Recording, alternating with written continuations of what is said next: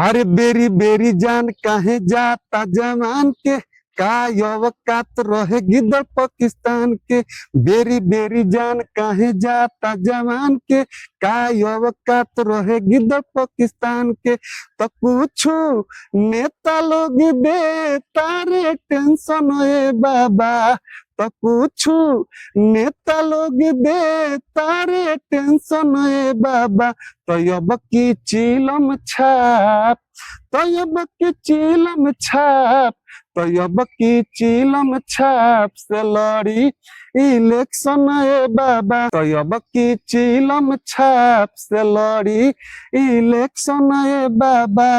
नेतवन के ठीक नइखे लागती मान जी, आफत में पड़ल बाटे अपन हिंदुस्तान जी। अरे नेतवन के ठीक नइखे लागती मान जी, आफत में पड़ल बाटे अपन हिंदुस्तान जी।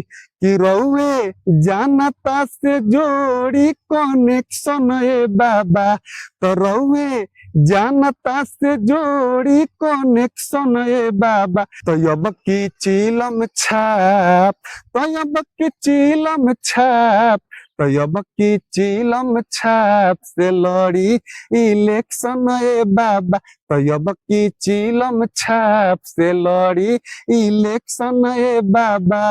अरे झलकू झमेला शिवेश सही ना कलेश के, भले जान नामे कदी अपना हो देश के।